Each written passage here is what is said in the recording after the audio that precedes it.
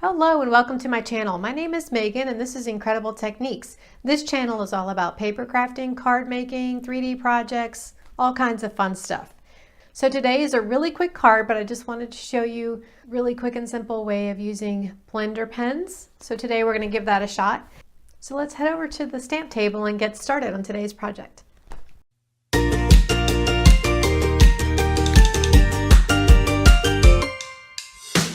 Again, welcome. Just so you guys make sure that you've seen it, this is a brand new catalog. If you do not have a copy and you're here in the US, I would love to earn your business. Use the links in the description to contact me, give me your mailing address, and I will be sure and send you a complimentary catalog. Today's card, we're going to be using the blender pen. That's what we're featuring today, is how to use the blender pen. And all the card dimensions will be in the description below, but this is a Melon Mambo base. And we just have our Whisper white pieces. This is one of the new ink colors, the Pineapple Punch. And then this is from the beautiful Garden Impressions. We're going to be using this side, but there's also this kind of artistic side to it. And then I've already stamped my image here. This is from the Good Day stamp set. It has all kinds of little fun images. And I'm going to be, for the inside sentiment, I'm going to be using the varied vases. Let's first go ahead and stamp that image. I'm going to get my Melon Mambo ink out. I don't want the sentiment to be too dark on my paper, so I'm going to stamp on a scrap piece of paper first, and then I'm going to stamp right there. For the inside panel, I'm going to use this bird as well. I'm going to ink him in this black ink. Stamp him just in the lower left corner here. So the next thing I'm going to do is use my blender pens. Now these are the blender pens. You'll see that there are two ends to it.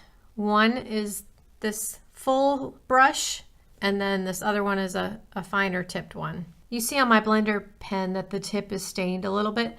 That's okay. When I rub it on paper, you see there's nothing that comes off. So even though it's stained, it's clean. But I just got a little bit of ink from the ink pad. I'm going to run my blender pen in it, and then I'm going to carefully color in the sun. But the advantage to the blender pen over the marker is that you don't have the lines. Like when you color with marker, you kind of get some coloring lines that you can see. The blender pens don't really leave that. So while I have this yellow out, I'm using this Pineapple Punch, by the way. I'm going to go ahead and color this bird's beak. Now, to clean your blender pen, all you do is rub it along some scrap paper here until it's clear. And you want to make sure that you're kind of moving from side to side. Don't go up and down like that. That will damage the tip. For the clouds and the raindrops, I want them to be a light blue. So I'm going to use the Balmy Blue, and all I'm doing is pushing down from the bottom to the top. This will get some ink into the lid. So you see as I open this up, and go ahead and dip your blender pen again and just very lightly color in the clouds here. And that's all you have to do. Okay.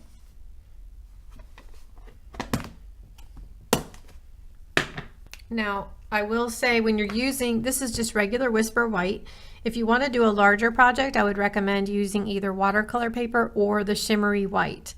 That will help hold the color and the alcohol that are in the blender pens a little bit better. But since these are really small, I was able to do this really easily. I'm going to go ahead and adhere the panel to the inside of the card, leaving about 1/4 of an inch all the way around. Now for the outside of the card, I'm going to adhere the piece that we just used the blender pen on to a larger, and this is using the stitched framelits. I'm going to center that in the middle.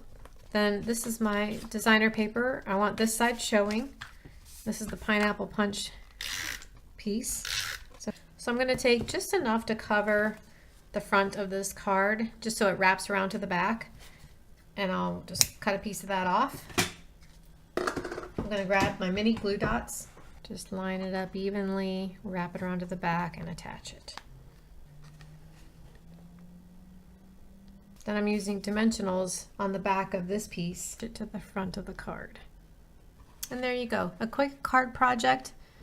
Bring on the sunshine. And if you're anywhere on the East Coast, oh my gosh, I think it's been raining since like May 1st, and I don't know if it's ever going to stop. We've had so much flooding and rain and whatever, so we definitely want to bring on the sunshine. And then this is a nice little card that could be turned into a thank you or just anything really, but it's quick and simple. And I hope you enjoyed learning a little bit more about the blender pens as well. To show you a few of some of the other papers, this is the one we use today that is from the Garden Impressions. This is double-sided paper, and these are just really beautiful. They have floral images and kind of abstracts on the back. And this is one of my favorites. I just think the colors are so pretty. There's that with the pink, the blue, Calypso coral. Then on the reverse side, there's more flowers, the melon mambo colors. That one, green and blue with that one. And then this lovely floral with this pastel image abstract on the back. So like I said, these are just really beautiful. You can make a lot of cards with one stack, and the whole stack is only $11. So it's a really good deal. These are already cut. It's a 6x6 size when you get them, and there's I think 4 sheets of each in there, so it's a lot of paper. Thanks for watching. If you haven't already subscribed to my YouTube channel, please do so right now. There's a big red button that says subscribe.